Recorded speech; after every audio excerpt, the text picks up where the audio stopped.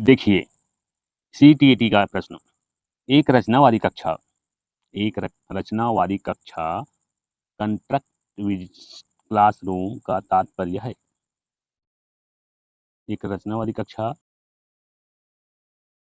पहला ज्ञान के पुनरुत्पादन पर ध्यान देना, दूसरा सीखने को एक निष्क्रिय प्रक्रिया के रूप में देखना, तीसरा कई शैक्षणिक रणनीतियों का उपयोग करना, चौथा एक प्रशिक्षक के रूप में शिक्षक की भूमिका पर जोर देना।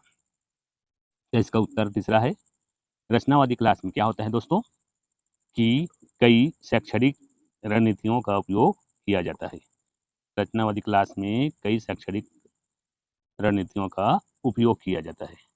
आइए समझते हैं कि रचनावादी क्लास, मान ली जाए क्लास में पौधों के बारे में पढ़ाना है, ठीक है। तो पुरानी शिक्षण विधि कैसे होती थी? टीचर आया, ब्लैक बोर्ड पर सीधे पौधे का चित्र बनाया, रटवाया और चला गया। लेकिन रचनावादी क्लास के शिक्षक, टीचर बच्चों को स्कूल के बगीचे में ले गया, बच्चों ने खुद मिट्टी छुई, पत्तों को देखा और आपस में चर्चा की। यहाँ टीचर सिर्फ एक गाइड की तरह खड़ा है और बच्चे खुद सीख रहे हैं। तो इसमें कई रणनीतियों का उपयोग किया गया है। तो यह हो गया हमारा रचनावादी कक्षा। चलिए आगे देखते हैं। जीन पियाजे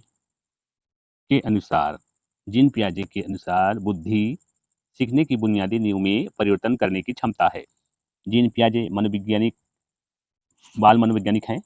उनके हिसाब से हमने पढ़े हैं कि वहाँ स्कीमा क्या चीज़ है? देखिए, उनके अनुसार, जीन पियाजे के अनुसार बुद्धि में परिवर्तन करने की क्षमता किसमें होती है? स्कीमा में होती है। तो स्कीमा क्या चीज़ है देखते हैं। जैसे आपके मोबाइल में अलग-अलग फ़ोल्डर होते हैं, ठीक है? फ़ोटो का फ़ोल्डर अलग और सॉन्ग या वीडियो का फ़ोल्डर अलग। वैसे ही हमारे दिमाग में हर चीज़ की जानकारी का एक फ़ोल्डर होता है। जब आप समोसा नाम सुनते हैं तो आपके दिमाग में तुरंत उसकी त्रिकोण शेप और आलू का स्वाद आ जाता है। दिमाग के इसी फ़ोल्डर को पियाजे ने क्या किया है? स्कीमा कहा है। तुरंत स्कीम बना लेता है, तुरंत तरीका ढूँढ लेता है, ठीक है? कोई भी कार्य करने का, उसको स्कीमा कहते हैं। ठीक है दोस्तों?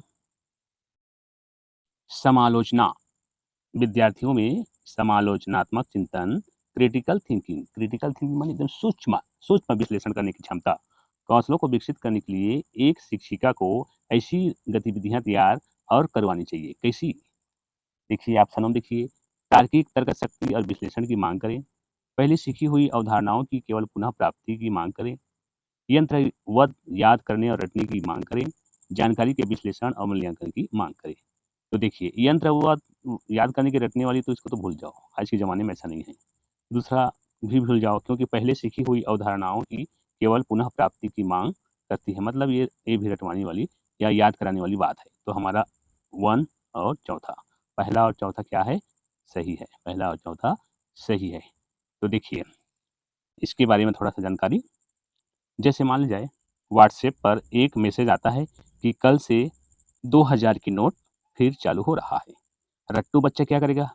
बिना सोचे समझे उसे सच मान लेगा और दूसरों को क्या करेगा? मैसेज भेज देगा, व्हाट्सएप कर देगा अपने दोस्तों को, ठीक है? लेकिन जो समालोचनात्मक चिंतन के बच्चे होते हैं, वो क्या करेगा?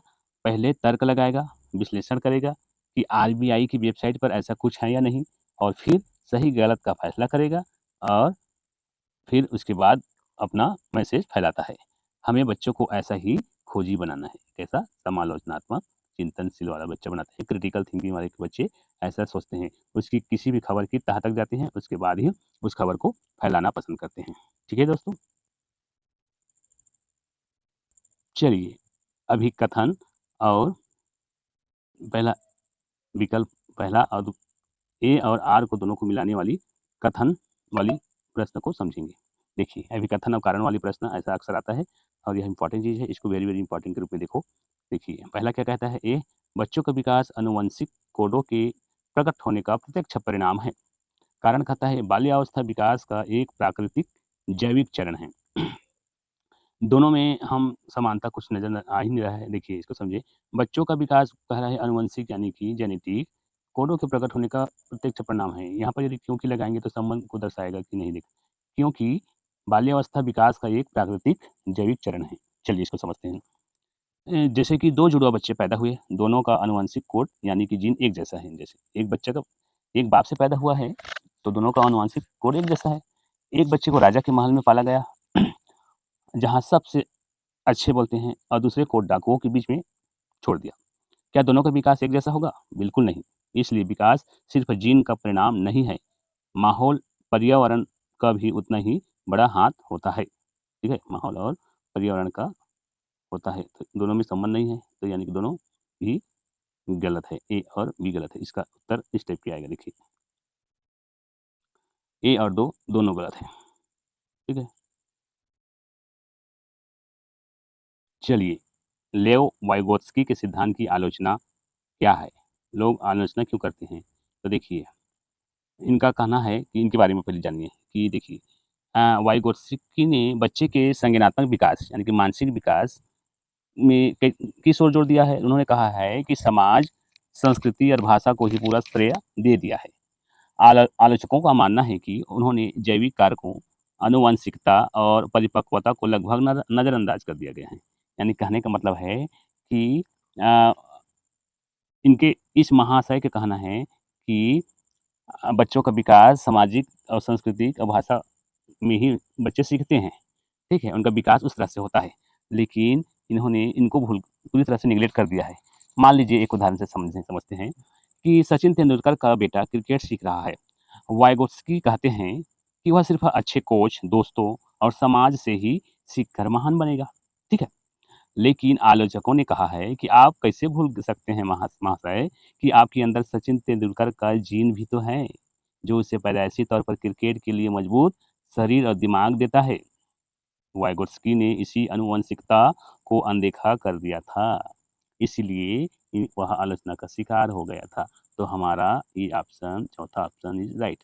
अधिगम की प्रक्रिया यानी सीखने की प्रक्रिया में आनुवंशिकता और जीव विज्ञान की भूमिका को अनदेखा करने के लिए की गई है। ठीक है दोस्तों, देखिए हम आपके लिए अच्छे अच्छे प्रश्न चुन कर ला रहे हैं।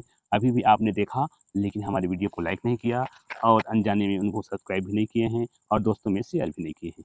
तो हम हमारा मेहनत कैसे रंग लाएगा? देखिए आपको अच्छा लग रहा है तो ये सब कर दीजिए दोस्तों। थैंक यू, फिर अगली वीडियो में मिलते हैं। धन्यवाद।